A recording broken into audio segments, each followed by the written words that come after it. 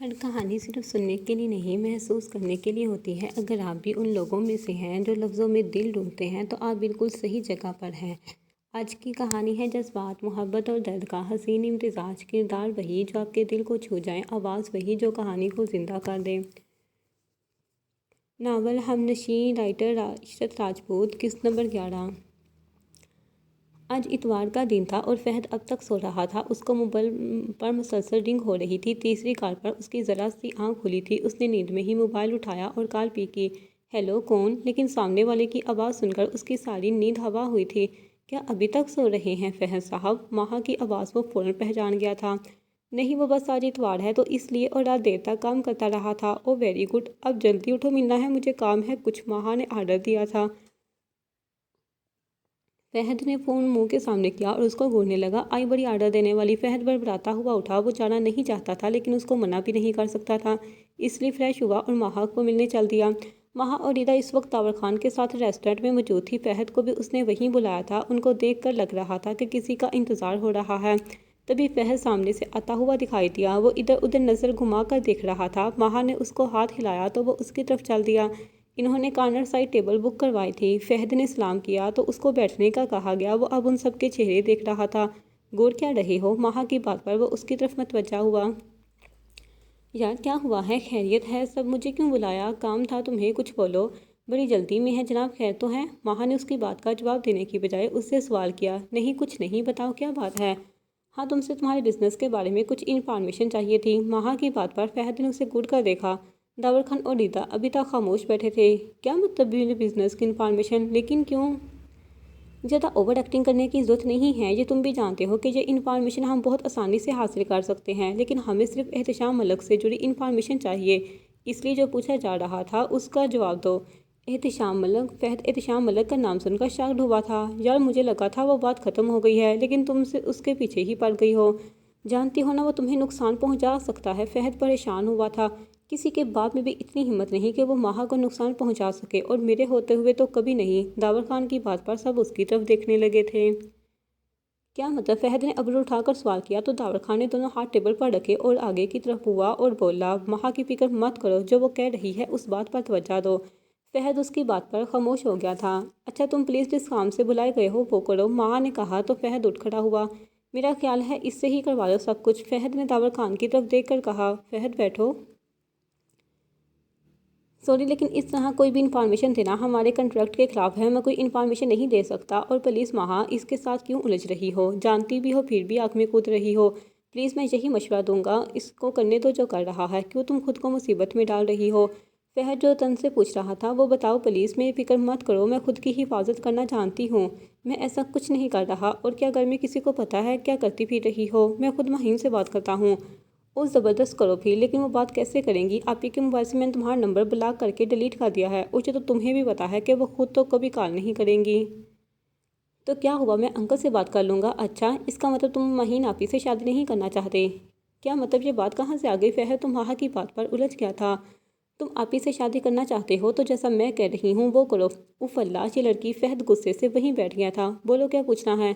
बहुत अच्छा फैसला किया, वरना नाकाम आशिक कहती दुनिया तुम्हें। माहा ने उसे तंज किया था। फहद दांत पीस कर रह गया था।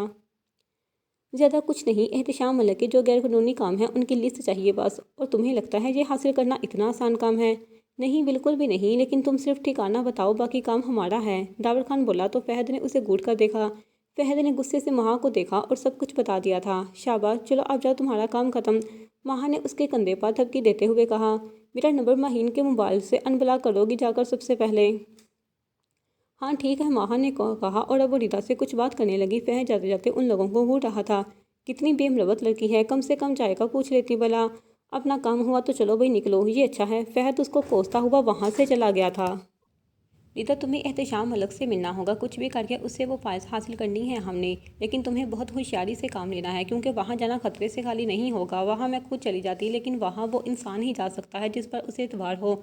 वहाँ जाकर चोरी करना या किसी और तरीके से वो सब हासिल करना नामुमकिन है। हाँ, वहाँ बिल्कुल ठीक कह रही है। अगर तुम ये नहीं कर सकती तो प्लीज़ अभी बोल दो। तावर खान ने उसके चेहरे पर डर देखा तो कहा, नहीं, मैं फैसला कर चुकी हूँ। मैं एहतशाम मलक को सज़ा दिलवाना चाहती हूँ, और इस सब में चाहे मेरी जान भी चली जाए। रिदा ने अपना फैसला सुना दिया था। वेल डन, बाकी सज़ा इसको हम खुद देंगे, माहा ने मुस्कुराते हुए कहा। एहतशाम मलक अपनी महलनुमा हवेली में अपने एक बंदे को कदमों में बिठाकर उसको सज़ा सुना रहा था और वो उसके पाँव पड़कर माफ़ी मांग रहा था। साहब मुझे माफ़ कर दे, मुझसे गलती हो गई है, अब ऐसा नहीं होगा, मेरी जान बख्श दे। वो रोता हुआ उससे माफ़ी मांग रहा था, अपनी जान की भीख मांग रहा था, लेकिन वो बेहिस इंसान उस पर तरस नहीं खा रहा था। उसने उसको लात मारकर दूर फेंका और उसके सर में गोली मार दी थी। गोली की आवाज़ पर सारी हवेली में खामोशी छा गई थी। परिंदे दरख्तों से उड़कर भाग गए थे। निदा सामने खड़ी जो ये सब देख रही थी, उसकी रूह तक काम गई थी। एहतशाम मलक ने अपने बंदों को कहा, उसको उठाकर फेंक दो बाहर और सबको बताना जाकर एहतशाम मलक से गद्दारी की सज़ा क्या होती है, और जाकर सारा माल कैसे भी करके पुलिस से वापस लेकर आओ। और ख़बरदार मेरा नाम आया तो अगर ये खबर मीडिया तक गई तो मैं तुम में से एक भी ज़िंदा नहीं बचेगा। एहतशाम मलक उनको आर्डर देकर जैसे ही पीछे मुड़ा, रिदा को देखकर एक पल को डर गया था, लेकिन रिदा ने उसको मुस्कुरा कर दिखा तो एहतशाम मलक को हौसला हुआ कि शायद उसने कभी नहीं देखा, लेकिन रिदा के चेहरे पर डर और खौफ वाज़ेह नजर आ रहा था। हाय, रिदा ने उसको हाथ हिलाया और एहतशाम मलक ने भी उसका वेलकम किया। इतनी सहमी क्यों हुई हो? नहीं कुछ नहीं, मैंने अभी गोली की आवाज़ सुनी थी तो डर गई थी, रिदा ने बात बनाई थी, जबकि वो सब अपनी आंखों से देख चुकी थी। परेशान होने की ज़रूरत नहीं, किसी गार्ड ने चलाई होगी ताकि दुश्मन को पैगाम मिलता रहे कि हमारी आंखें और कान हमेशा खुले रहते हैं। रिदा ने फ़ौरन मुस्कुराहट से काम लिया था। तुम बताओ, तुम यहाँ कैसे, और यहाँ का तुम्हें कैसे पता चला? वो कुछ दिन से आप कॉल कर रहे थे, मैं कुछ डिस्टर्ब थी इसलिए आपसे भी बात नहीं की, मुझे लगा आपसे मिलकर सॉरी बोलना चाहिए। अच्छा, ये तो बहुत अच्छा किया मिलने चले आई। एहतशाम मलक ने उसके वजूद पर ऊपर से नीचे तक नज़र डाली। काफ़ी तैयारी की हुई है जी, मम्मा ने कहा था अगर आपसे मिलने जाऊं तो तैयार होकर जाना है। अच्छा जी, आंटी तो बहुत समझदार है, उम्मीद करता हूं तुम भी समझदारी से काम लोगी। लेकिन जहां का कैसे पता चला, और इस वक्त यहाँ, ये वक्त मिलने के लिए? एहतशाम मलक ने रात के गहरे अंधेरे की तरफ इशारा किया। वो हमेशा से बहुत शातिर दिमाग इंसान था, उसे इस वक्त रिदा का आना खटक रहा था, और जहाँ का एड्रेस, इतने दिन से बात नहीं की और अचानक मिलने के लिए। इसके दिमाग में बहुत से सवाल उठ रहे थे। रिदा जो उसके सवालों से घबराहट हो रही थी, उसका सारा चेहरे पर पसीना आ गया था। उसे लगा कि बस काम में होने से पहले ही पकड़ी जाऊंगी। वो डरी सहमी उसके सवालों के जवाब सोच रही थी। हिम्मत करके यहाँ तक तो आ गई थी, अब आगे कैसे संभालूंगी? या अल्लाह मेरी मदद करना, इस जल्लाद से बचा लेना मुझे। रिदा दिल में मुसलसल दुआ मांग रही थी। रिदा ने अपना पसीना साफ किया और ख़ुद को कंपोज करते हुए बोली, पहली बात तो ये कि एहतशाम मलक की हवेली कोई मामूली जगह नहीं, और दूसरी बात एहतशाम मलक की होने वाली बीवी हों। एहतशाम मलक ने उसकी बात पर कहका लगाया था। हाँ, ये बात तो बिल्कुल ठीक कह रहे हो, एहतशाम मलक की बीवी कोई मामूली लड़की नहीं हो सकती जी। और मैं इस वक्त दोस्तों से मिलकर वापस जा रही थी घर, तो सोचा पहले आपको मना लूँ, क्योंकि बाबा ने कहा आप बहुत गुस्सा हैं। वो चलते हुए हवेली के अंदरूनी हिस्से की तरफ जा रही थी। हाँ, गुस्सा तो बहुत था, लेकिन तुम्हें अपने सामने देखकर गुस्सा भूल गया हूँ। उसने रिदा का हाथ पकड़ा था और उसको पास करके बोला। रिदा उससे कोफत हो रही थी, लेकिन वो फिर भी उसको बर्दाश्त कर रही थी और ना चाहते हुए भी मुस्कुरा रही थी। कसम से बहुत ही कोई घटिया शख्स है ये तो। माहा जो बाहर गाड़ी में दावर खान, सनी और तलहा के साथ बैठी थी, वो टैब पर सब देख रहे थे। रिदा के ड्रेस के बटन के अंदर कैमरा लगा हुआ था और वो सब कुछ देख और सुन रहे थे, और वो रिदा से एयरपोर्ट्स पर बात कर सकते थे। हाँ यार, किसी ने बेदर्दी से एक इंसान की जान ले ली और अगले ही लम्हे फ्लर्ट कर रहा है, ज़रा एहसास नहीं इसको? तलहा उसको घूरते हुए बोला था। सनी की सांसें रुक रही थी ये सब देखकर। यार तुम लोगों ने अच्छा नहीं किया रिदा को बेचकर, मैंने कितनी दफ़ा मना किया था, अगर उसे कुछ हुआ ना तो मुझसे बुरा कोई नहीं होगा। Sunny, stop this nonsense please, ये रिदा का खुद का फैसला है और अलर्ट रहो सब, हमें किसी भी वक्त अंदर जाना पड़ सकता है या फिर रिदा के बाहर आते ही यहाँ से निकलना होगा। दावर खान की बात सुनकर सनी खामोश हो गया था, लेकिन सनी की जान पर बनी हुई थी। रिदा अब एहतशाम मलक के साथ अंदरूनी हिस्से में दाखिल हो रही थी। एहतशाम मलक ने एक आवाज़ दी तो मुलाजमों की लाइन लग गई थी रिदा के सामने। रिदा इतने गार्ड्स और मुलाजम देखकर हैरान थी। यहाँ तो आपकी फैमिली भी नहीं, फिर इतने गार्ड्स क्यों? यहाँ मेरी जान से भी ज़्यादा कीमती चीज़ है। ऐसी कौन सी चीज़ है जहाँ तुम हो ना मेरे लिए सबसे कीमती? एहतशाम मलक ने बहुत आसानी से बात बदल दी थी। आओ तुम बैठो। रिदा वहाँ बैठ गई और इतनी देर तक उसके सामने लवाजमात का ढेर लग गया था, जबकि रिदा डाइट करती थी। इतना सब क्यों? मैं तो ये सब नहीं खाती, रिदा ने इतना सब देखकर कहा। अच्छा तो तुम क्या लोगी? बस चाय, रिदा ने अपनी चाल चली थी। रिदा चाय नहीं पीती थी। उसने माहा को अल्फाज दोहराए थे जो कि वो अपने कान में लगे एयरपोर्ट से सुन रही थी। मुलाजिम से ही चाय बनाने लगा। रिदा ने उसे मना कर दिया। आप जाएं, मैं खुद बना लूँगी। मुलाजिम उसकी बात सर झुका रिदा सोफे से आगे की तरफ झुकी और चाय बनाने लगी। आप शुगर कितनी लेंगे?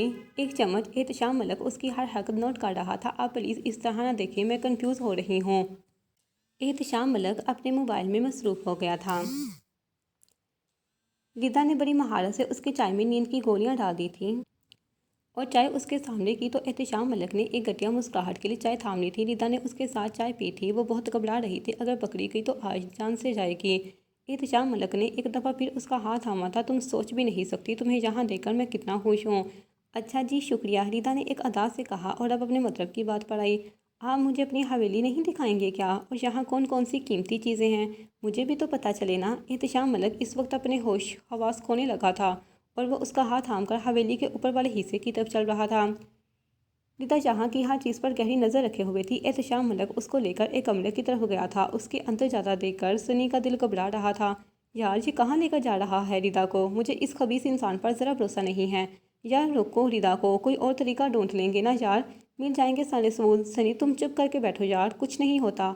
माहा ने उसको डांटा था। सनी फिक्र मत करो यार, हम हैं यहाँ, कुछ नहीं होगा रिदा को।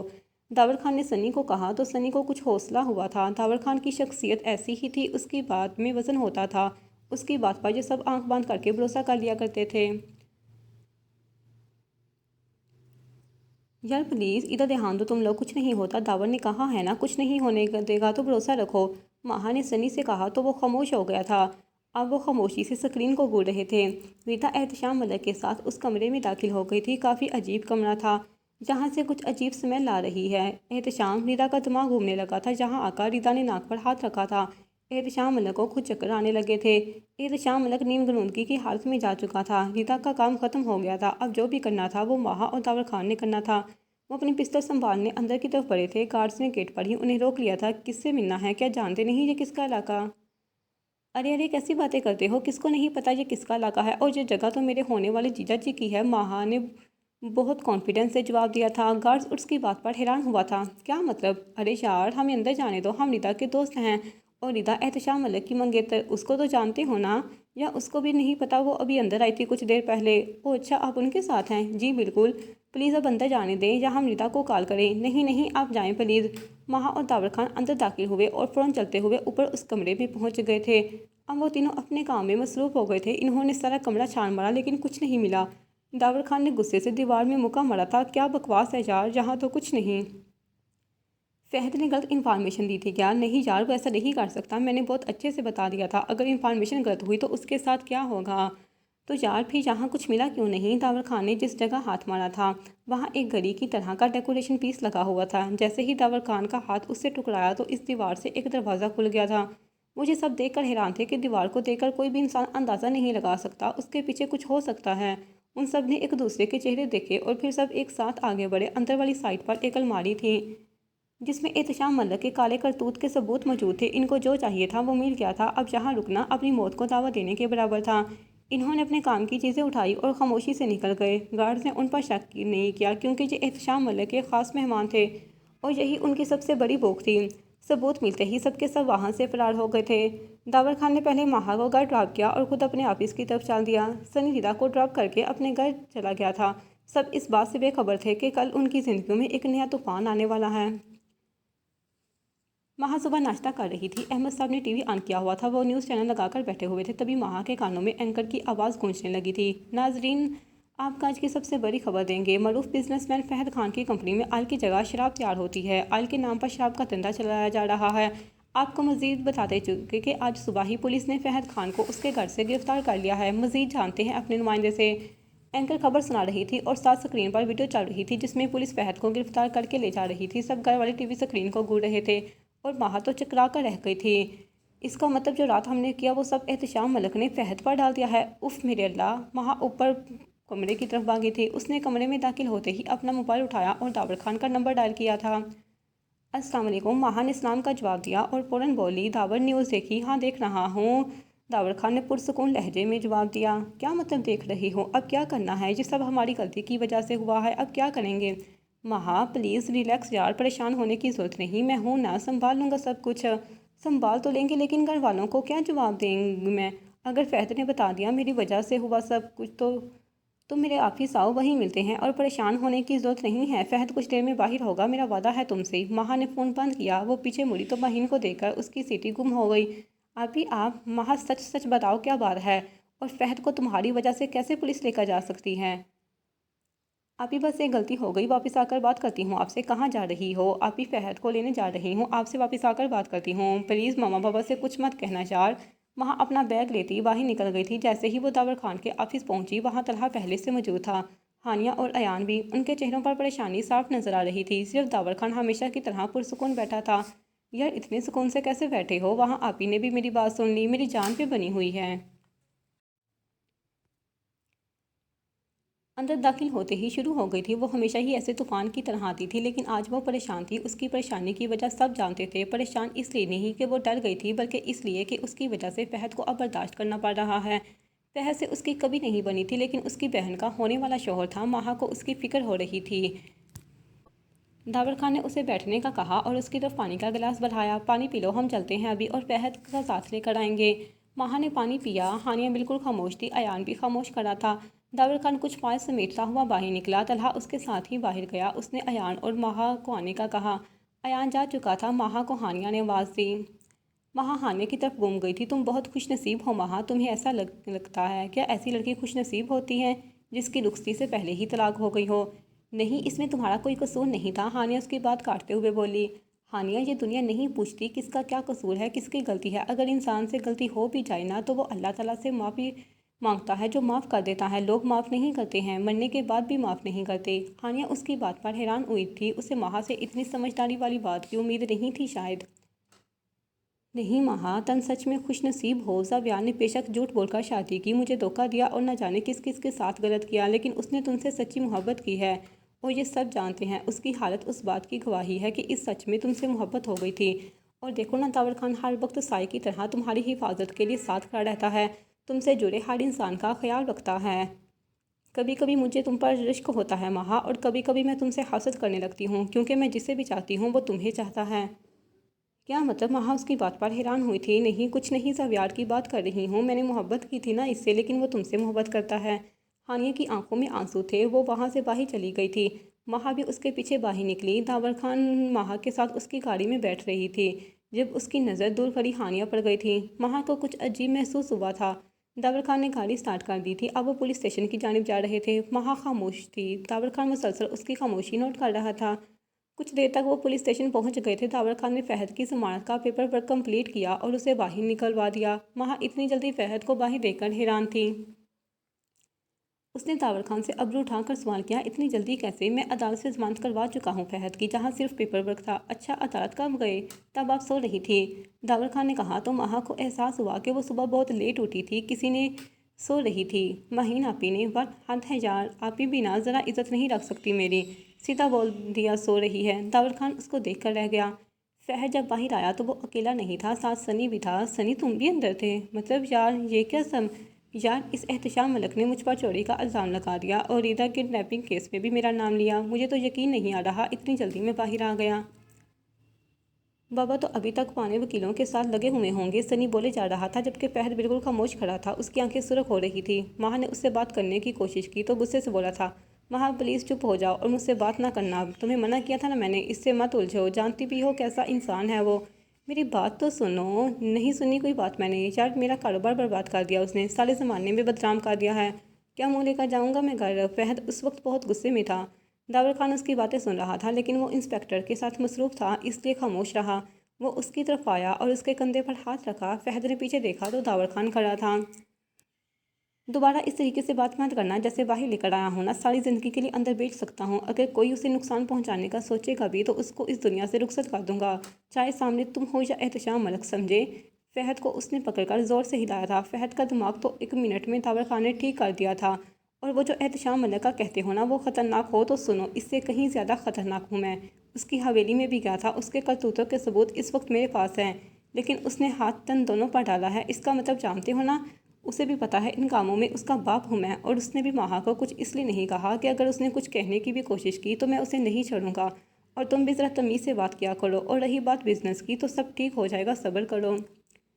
दावर खान ने ये सारी बात फहद को साइड पर लेकर जाकर कहा था, लेकिन माहा के कान उसी की तरफ लगे हुए थे। वो उनकी बातें सुन रही थी। फहद दांत पीस कर रह गया था। पता नहीं क्या मुसीबत है ये लोग। माहा का तो वैसे दिमाग ख़राब है और ये दावर खान भी पागल हो गया है अब। फहद मुंह में बड़बड़ा रहा था। फहद और सनी घर जा चुके थे। माहा को दावर खान ने ड्रॉप करने जाना था। माहा गाड़ी में बैठी हानिया के बारे में सोच रही थी। दावर खान उसकी खामोशी बहुत देर से महसूस कर रहा था। माहा ने उसको पुकारा तो माहा ख्याली दुनिया से बाहर आई। हाँ, तुम मुझसे कुछ कह रहे हो? हाँ, तुमसे कह रहा हूँ। क्या हुआ है? परेशान हो? नहीं, कुछ नहीं हुआ। कुछ सोचकर खामोश रही थी। बताओ क्या बात है? दावर खान ने फिर से सवाल किया तो माहा ने उसकी तरफ रुख किया। एक बात कहूँ, मान लोगे क्या? हाँ बिल्कुल, बताओ क्या बात है? माहा जड़ से बोली। तुम हानिया से शादी कर लो। दावर खान को उसकी बात पर शक लगा था। उसने एकदम से गाड़ी को ब्रेक लगाई थी। अचानक ब्रेक लगने पर दोनों आगे को झुक गए थे। दावर खान के फरिश्तों को भी इल्म नहीं था। माहा ने दिमाग में ये सब चल रहा है। तुम्हारा दिमाग ख़राब हो गया है क्या? दोबारा मुझसे ऐसी बात मत करना, समझी? दावर खान ने उसे बहुत सख्त लहजे में कहा था तो माहा को चुप लग गई थी। दावर ने गुस्से से गाड़ी स्टार्ट कर दी और बार बार उसे घूर रहा था। माहा फिर से बोली, मतलब तुम मेरी बात नहीं मान रही? जी नहीं, और अब ये बात ना करना, चुप करके बैठो। दावर खान उसकी तरफ रुक करके गुस्से से कहा। माहा ने गाड़ी दाएं जाने सड़क पर डाली तो माहा ने पूछा, जा रहे हैं हम तुम्हारे दिमाग का इलाज करवाने?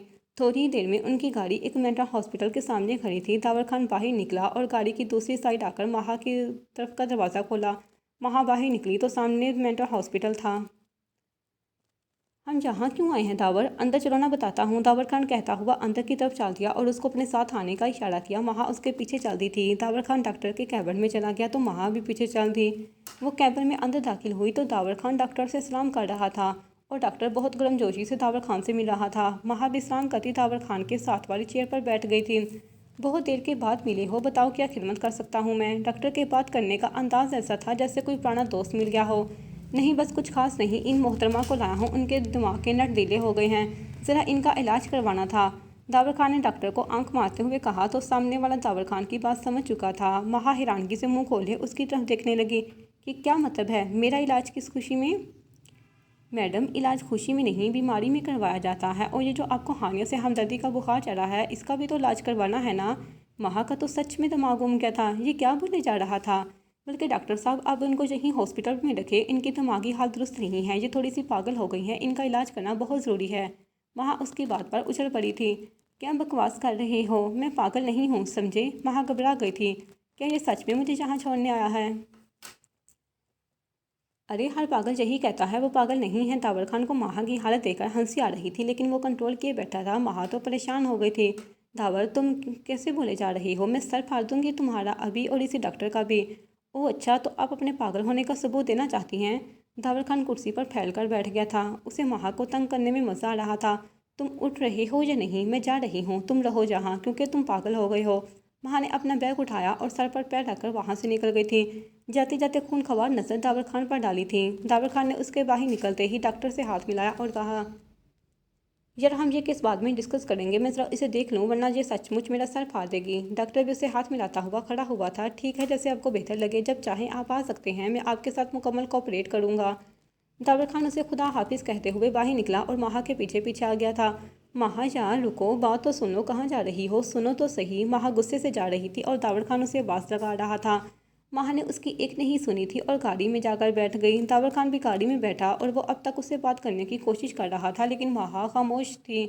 यार, बात तो सुन लो, मजाक किया है ज़रा सा, तुम तो सीरियस हो गई हो। माहा ने उसकी बात पर ध्यान नहीं दिया था लेकिन एक सेकंड के बाद उसने दावर खान के अल्फाज दोहराए, क्या मजाक कर रहे थे? हाँ यार, मजाक में बोल दिया, सॉरी, मुझे तो काम था इसलिए आया यहाँ। उफ अल्लाह, मैं कितनी बेवकूफ़ हूँ, मैं जो सबको पागल बनाती हूँ, इसने मुझे पागल बना दिया। माहा ने सर पर हाथ मारा था। कोई हाल नहीं माहा। दावर खान उसे देख रहा था और वो उसकी बेवकूफ़ी पर कहका लगाकर हंसा था। नहीं, मतलब कि तुम्हें सच में लगा कि मैं तुम्हें यहाँ छोड़कर जा सकता हूँ? नहीं बस यार, तुम जैसा सीरियस इंसान ऐसा मजाक कर सकता है, मैं सोच भी नहीं सकती थी। और मजाक में अपनी तरह सीरियस वाला क्या? इतना सीरियस होकर बोल रहे थे कि मैं भी सीरियस हो गई। तुम्हारा क्या भरोसा सच में यहाँ छोड़ जाओ? मेरे बाप की भी तौबा, जो दोबारा तुम्हारे साथ ऐसे कहीं भी मुंह उठाकर चल दूँ। माहा ने कानों को हाथ लगाया था। अच्छा, अगर मैं सच में पागल होती तो क्या करते? माहा ने कुछ सोचकर कहा। दावर खान ने अपना रुख उसकी तरफ किया और उसकी आंखों में देखते हुए बोला, अगर तुम सच में पागल होती तब भी मैं तुम्हें कभी खुद से दूर ना करता। माहा उसकी बात पर खामोश हो गई थी। माहा को ऐसे जवाब की उम्मीद नहीं थी, इसलिए फ़ौरन से सीधी हुई और मुंह दूसरी तरफ कर लिया था। गाड़ी से बाहर देखने लगी। माहा, दावर खान ने पुकारा तो माहा ऐसे ही बैठी रही और बोली, प्लीज़ मुझे घर छोड़ दो। ओके। दावर खान ने गाड़ी स्टार्ट की थी। वैसे जावियार इसी हॉस्पिटल में है, इसलिए मुझे बुलाया था हॉस्पिटल की इंतज़ामिया ने। माँ एकदम उसकी तरफ मरी थी। क्या मतलब? ज़ावियार जहाँ है वह क्या वो सब में पागल हो गया है? माँ जानना चाहती थी। हाँ, वो पागल हो गया है, शायद उसकी ज़हनी हालत बहुत ख़राब है। वापस चलो प्लीज़, मैं देखना चाहती हूँ उसे। तावर खान बिना कुछ बोले गाड़ी वापस ली थी और उसे हॉस्पिटल ले गया था। कुछ देर बाद वो हॉस्पिटल के एक कमरे के बाहर खड़े थे। वो दोनों खिड़की के पास खड़े अंदर की तरफ देख रहे थे। खिड़की में लोहे की सलाखें थी और सामने पर्दे लगे थे। अंदर की जानिब से खिड़की को खुला छोड़ा हुआ था जहाँ से अंदर का मंजर देखा जा सकता था। वो दोनों इसी खिड़की से अंदर देख रहे थे। उस कमरे का दरवाज़ा बंद था। अंदर से ज़ावियार के चीखने की आवाज़ें आ रही थी। मुझे जाने दो यहाँ से, मैं पागल नहीं हूँ। माँ मेरा इंतज़ार कर रही है, मेरा निकाह हुआ है, इससे मेरी बीवी है, मेरा इंतज़ार कर रही है, जाने दो मुझे। प्लीज़ मुझे जाने दो ना मेरी माँ के पास, जाने दो मुझे। वो नाराज़ है, मुझे जाना है उसके पास। मैं मनाऊंगा, वो मान जाएंगी, मुझे जाने दो ना प्लीज़। अब यार, में सर चीख रहा था और दो आदमी उसको कंट्रोल करने की कोशिश कर रहे थे। उसे खींचकर बेड के पास ले जाने की कोशिश करते और वो दरवाजे की तरफ भागता, फिर उसे खींचते और बेड पर ले जाते। उसकी चीखें सुनकर वहशत हो रही थी। महा ने मुंह दूसरी तरफ फेर लिया था। उसे सामने से अयान और हानिया आते दिखाई दिए थे। ये लोग यहाँ? उसने दावर खान की तरफ देखते कहा। हाँ, मैंने कहा था। अब वो दोनों भी उनके साथ यहीं आकर खड़े हो गए थे। हानिया की हालत महा से ज़्यादा ख़राब हो गई थी ज़ावियार को ऐसे देखकर। लेकिन आज हानिया को सुकून मिल रहा था अपने मुजरिम को ऐसे देखकर। लेकिन उसे देखने से हानिया को फिर से सब याद आने लगा था। उसे अपनी तकलीफ़ फिर से महसूस हो रही थी और वो फिर इसी दर से गुजर रही थी। ज़ावियार हानिया खिड़की के पास से चलाई थी तो अंदर मुझे लोगों ने ज़ावियार को छोड़ दिया था। ज़ावियार भागता हुआ खिड़की के पास आया था क्योंकि हानिया के साथ महा को देख लिया था उसने। महा, मुझे पता था तुम आओगी। देखो ना, ये लोग मुझे मारते हैं, मुझे बांध कर रखते हैं, मुझे शाक भी लगाते हैं। प्लीज़ मुझे यहाँ से लेकर जाओ ना, मुझे यहाँ नहीं रहना, ये बहुत बुरे लोग हैं। ज़ावियार चला रहा था, बाकी सब खामोश खड़े उसे सुन रहे थे। हानिया उसके सामने हुई और बोली, ज़ावियार शाह, इधर देखो मेरी तरफ। मेरी ज़िंदगी बर्बाद की थी ना तुमने, देखो और मेरे अल्लाह ने मेरा बदला ले लिया। आज तुम्हें ऐसे देखकर सुकून मिल रहा है मुझे। और यकीन करो, जिस जिस लड़की को धोखा दिया है ना तुमने, सबकी सज़ा मिल रही है तुम्हें। मोहब्बत के नाम पर लूटते थे ना तुम लोगों को, धोखा देना तुम्हारी फितरत में था ना। मुझे नफ़रत है तुमसे ज़ावियार, नफ़रत करती हूँ मैं तुमसे। तुम्हें क्या लगता था लोगों को तकलीफ़ देकर तुम कभी सुकून से रह सकते हो? नहीं ज़ावियार शाह, ऐसा नहीं होता। वो जो ऊपर है ना, वो बेहतरीन इंसाफ करने वाला है। पता चला ना मोहब्बत को खो देने की तकलीफ़ का, तो सोचो मोहब्बत में धोखा खाने की तकलीफ़ कितनी बड़ी होगी। मुझको बर्बाद कर दिया तुमने। हानिया चला रही थी आज वो अपना सारा दर्द गुस्से की सूरत में दिखा रही थी। ज़ावियार को अपने गुनाह याद आने लगे थे। हानिया, नाम मत लेना मेरा। ज़ावियार ने जैसे ही हानिया का नाम लिया, हानिया चीख उठी थी। माँ की आंखों से आंसू आ गए थे। अब उसको जहाँ रहना मुश्किल लग रहा था। दावर खान ने उसे हानिया को संभालने को कहा था। अयान और महा हानिया को साथ लेकर बाहर की तरफ चलती थे। दावर खान बाहर गाड़ी पार्किंग से निकालने बढ़ गया था। ज़ावियार को फिर से उन लोगों ने पकड़ लिया था क्योंकि वो उनके पीछे भागने की कोशिश कर रहा था। प्लीज़ मुझे साथ ले जाओ महा, मुझे अकेला छोड़कर मत जाओ प्लीज़। अब ज़ावियार को कंट्रोल करने के लिए उससे शाख लगाने लगे थे। उसकी दिलखराश आवाज़ें बाहर तक आ रही थी। दावर खान माहा और हानिया को वहाँ से ले गया था क्योंकि माहा तो ज़ावियार को इस हाल में देखकर घबरा गई थी और हानिया खुद पर से कंट्रोल खो रही थी। इससे पहले कि कुछ गलत हो, जहाँ से चलना चाहिए। वापसी पर अयान और हानिया माहा और दावर खान के साथ ही थे। माहा को इस वक्त ज़ावियार की हाथ पर बहुत तरस आ रहा था और हानिया आज ज़ावियार को इस हाल में देखकर पुरसुकून हो गई थी। उसे यकीन हो गया था कि इंसानों को सिर्फ सज़ा रोज़े क़यामत ही नहीं मिलेगी। इंसान जो करता है उसकी सज़ा दुनिया में ही भुगतनी पड़ती है। अगर किसी को लगता है वो दूसरे इंसान को तकलीफ़ देकर खुश रह सकता है तो ये सिर्फ लोगों की खुशफहमी है। दूसरों का दिल दुखाकर कभी कोई खुश नहीं रह सका। दावर खान गाड़ी ड्राइव कर रहा था और साथ अयान बैठा था। माहा और हानिया पीछे बैठी थी। माहा की आंखों में आंसू थे। वह ज़ावियार को सज़ा दिलवाना चाहती थी, लेकिन उसने ये नहीं सोचा था कि वो जेल में नहीं रह सकेगा और पागल हो जाएगा। हानिया ने उसकी तरफ देखा तो उसकी आंखों में आंसू देखकर बोली, तुम्हें ज़ावियार के लिए बुरा क्यों लग रहा है? माहा किसी सोच में गुम थी। उसकी आवाज़ पर उसकी तरफ मतवजा हुई। नहीं, बस ऐसे ही। मैंने ये नहीं सोचा था कि ऐसा भी हो सकता है। तो कैसा सोचा था तुमने? क्या तुम्हें ज़ावियार से हमदर्दी हो रही है? हानिया को इस वक्त महा की ज़ावियार से हमदर्दी जहर लग रही थी। वो खूनख्वार नज़रों से महा को घूर रही थी। नहीं हानिया यार, ऐसी बात नहीं है, लेकिन मुझे इस तरह उसे देखकर अच्छा नहीं लगा। महा की बात पर हानिया का दिमाग घूम गया था। क्या मतलब अच्छा नहीं लगा? क्या तुमने मुझे उस हालत में देखा था? क्या तुम्हें वो अच्छा लगता? तुम सोच नहीं सकती मैं किस तकलीफ़ और दर्द से गुजरी हूँ। सब कुछ खो दिया है मैंने इस इंसान के लिए और तुम्हें उससे हमदर्दी का बुखार चढ़ा हुआ है। अगर तुम उस तकलीफ़ से गुजरती तो तुम्हें अंदाज़ा होता। हानिया की बात पर दावर खान का पाँव ब्रेक पर गया था। उसने अचानक ब्रेक लगाई। सब एक झटके से आगे की तरफ झुक गए थे। हानिया की बात पर दावर खान का पारा हाई हो रहा था। हानिया जो लहजा बहुत सख्त हो गया था, उसके अंदाज से ज़ावियार की नफरत महसूस हो रही थी। हानिया को माहा से इस तरह बात करते देखा तो वो खामोश नहीं रह सका। हानिया प्लीज़ स्टॉप दिस नॉनसेंस, ये किस तरह की बातें कर रही हो। ब्रेक लगने पर सब उसकी तरफ देखने लगे थे। हानिया इस तरह की फजूल बात दोबारा करना समझी, तुम जिस दर्द और तकलीफ से तुम गुजरे हो, मैं नहीं समझता कि तुम किसी और लड़की के लिए ऐसा सोच भी सकती हो। दावर खान ने उससे कभी इस तरह बात नहीं की थी, लेकिन हानिया की बात काबिल मजम्मत थी। दावर इट्स ओके, वो गुस्से में बोलने दो। माहा के कहने पर दावर खान खामोश तो हो गया था, लेकिन उसने एक सख्त नज़र हानिया पर डाली थी। हानिया दोबारा बोलने से पहले सोच लेना, दावर खान अभी जिंदा है। अभी और मेरे होते हुए माहा का कोई आंख उठाकर भी देखेगा तो उसकी सांसें वहीं रोक दूंगा। दावर खान ने हानिया को डांट दिया था और फिर से ड्राइव करने लगा, लेकिन हानिया की बात पर उसका मूड ऑफ आ गया। हानिया को दावर खान का इस तरह बात करना अच्छा नहीं लगा था। आई एम रियली सॉरी महा। हानिया के सॉरी कहने पर एक दफ़ा फिर सब उसकी तरफ देखने लगे। दावर खान ने एक नज़र उस पर डाली और फिर से सामने देखने लगा था। मेरा वो मतलब बिल्कुल नहीं था, मैं बस गुस्से में ऐसे अल्फाज बोल गई थी, वरना मैं कभी किसी भी लड़की के लिए ऐसा नहीं सोच सकती। और तुम तो मेरी दोस्त हो ना। हानि ने उसकी तरफ हाथ बढ़ाया तो माहा ने उसका हाथ थाम लिया था। इट्स ओके, तुम्हें माफ़ी मांगने की ज़रूरत नहीं है। दावर खान ने गाड़ी रोक दी थी क्योंकि वो अपने ऑफिस के पास पहुंच गए थे। हानिया और अयान को वहां छोड़कर दावर खान माहा को ड्रॉप करने चल दिया। माहा ने मना करने के बावजूद वो नहीं माना। अच्छा सुनो, आगे आकर बैठो। क्यों? माहा ने उसकी बात पर सवाल किया। क्या मतलब क्यों? आगे आओ, मैं कोई ड्राइवर नहीं हूँ, आगे आकर बैठो। माहा ने उसे घूरा। गाड़ी से बाहर निकली और अगली सीट पर बैठ गई थी। खैर अभी भी तुम ड्राइवर ही लग रहे हो, माहा ने मुंह बनाते हुए कहा। अच्छा जी, मैं ड्राइवर भी बन जाऊंगा, लेकिन शर्त यह है कि तुम साथ रहना। माहा उसकी बात पर फिर से खामोश रही थी और बात बदलते हुए बोली, तुम्हें हानिया से ऐसे बात नहीं करनी चाहिए थी। और क्या हानिया को ऐसी बात करनी चाहिए थी? ये हानिया थी इसलिए सिर्फ ज़ुबान का इस्तेमाल किया, अगर कोई और होता तो उसकी जान ले लेता मैं। तुम क्यों इतने जज्बाती हो जाते हो? माहा ने चीखकर कहा था, जिससे जज्बात जुड़े हों। इससे जुड़ी बात पर जज्बाती होना तो बनता है। उफ अल्लाह, बस करो यार। माहा उसकी बात पर उसके सामने हाथ जोड़े हुए बोली, प्लीज़ कुछ भी करो, मैं तुम्हें मना करने की गलती फिर से नहीं करूँगी। वैसे तुम वहाँ क्यों गए थे? हानिया को और तो मुझे भी साथ ले गए, जबकि तुम जानते हो सब यार की शक्ल नहीं देखना चाहती थी मैं, क्योंकि तुम दोनों ही उसे बोल नहीं पा रही, इसलिए। दावर खान ने मुख्तसर अल्फाज में जवाब दिया। अच्छा, तो क्या तुम्हें लगता है अब हम उसे भूल जाएंगे? मेरा तो यही ख्याल है कि भूल जाना चाहिए, दावर खान ने कहा। तो माहा उसकी बात काटते हुए कहने लगी, नहीं ऐसा नहीं होता है, ऐसा कभी नहीं होता कि हम किसी भी इंसान को भूल जाएं। हम दो लोगों को तो बिल्कुल भी नहीं भूल सकते, एक वो जो हमारे साथ मुखलिस रहा हो और एक वो जिसने धोखा दिया हो। धोखा हमेशा हमारा कोई अपना ही देता है या फिर अपना बनकर धोखा देता है।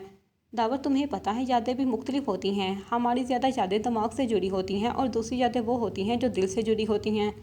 दावर खान माहा की बात पर हैरान हुआ था। इतनी गहरी बातें? क्या ये वही नादान सी लड़की मेरे सामने बैठी है? दावर खान कुछ सोचते हुए बोला था। अच्छा, तो इन यादों में क्या फ़र्क होता है? दिमाग से जुड़ी यादें ख़त्म की जा सकती हैं, लेकिन दिल से जुड़ी याद कभी ख़त्म नहीं होती। जब किसी हादसे में इंसान के दिमाग को चोट लगती है, वो अपनी यादें खो देता है, अपनी यादाश्त ही खो देता है। वो सिर्फ तकलीफदा यादें ही नहीं ख़त्म होती, बल्कि उसकी ज़िंदगी के खुशी के लम्हात भी खो जाते हैं। दिमागी यादें ख़त्म होने के बावजूद जब कोई ऐसा इंसान हमारे सामने आता है जिसने दिल दुखाया हो, तो दिल बेचैन हो जाता है। ऐसे इंसान को देखकर दिल में नापसंदीदगी का एहसास जाग जाता है। इंसान बहुत कुछ कर सकता है, हर जिस्मानी इज़ा का इलाज हो सकता है, अद्वियात के ज़रिए इंसान के दिमाग को मफलूज भी किया जा सकता है। लेकिन अगर कुछ बदला नहीं जा सकता तो दिल में मौजूद जज्बात होते हैं। अगर दिल में किसी के लिए नफ़रत है तो इसे मोहब्बत में नहीं बदला जा सकता, और अगर मोहब्बत है तो इसे नफ़रत में नहीं बदल सकते। माहा बोलकर खामोश हुई थी तो दावर खान ने कदम मोड़कर उसकी तरफ देखा और कहा, माहा तुम्हारी बात से मैं इत्फाक करता हूँ, लेकिन एक ज़ात ऊपर भी है। इन अल्लाह अला कुल्ली शैइन कदीर, बेशक अल्लाह ताला हर चीज़ पर कादिर है। वो ज़ात जो हर चीज़ पर कादिर है, वो दिलों को फेरने पर भी कादिर है, दिलों के बेस से वाकिफ़ है। वो कभी भी किसी के को बदल सकता है, इसलिए कुछ मुश्किल नहीं है। वो एक लम्हे में नफ़रत को मोहब्बत में और मोहब्बत को नफ़रत में बदल देता है। अल्लाह पाक किसी की भी मोहब्बत हमारे दिल में डाल सकता है। माहा ने उसकी बात से इत्फाक किया था। हाँ, ये तो बिल्कुल ठीक कहा। दावर खान ने ब्रेक लगाई थी क्योंकि माहा का गार्ड आ गया था। अच्छा, क्या तुम्हारे दिल में किसी के लिए मोहब्बत नहीं डाली अल्लाह ताला ने? क्या? माहा उसकी बात पर आंखें छोटी करती बोली। पहले तो नहीं थी, अब है। माहा की बात सुनकर दावर खान की आंखों में चमक आई थी और वह उसकी तरफ मुकम्मल घुमा था। अच्छा, तुम्हारे दिल में किसके लिए मोहब्बत है? किसके लिए नहीं? माहा ने झट से कहा और अपनी जान छुड़ाई थी और फ़ौरन से दरवाज़ा खोला और बाहर निकल गई। दावर खान पीछे से आवाज़ें देता रह गया। माहा ने उसको मुड़कर देखा और हंसती हुई अंदर दाखिल हो गई थी, और दावर खान जो उसके जवाब का मुंतज़िर था बेचैन बैठा रहा। जारी है।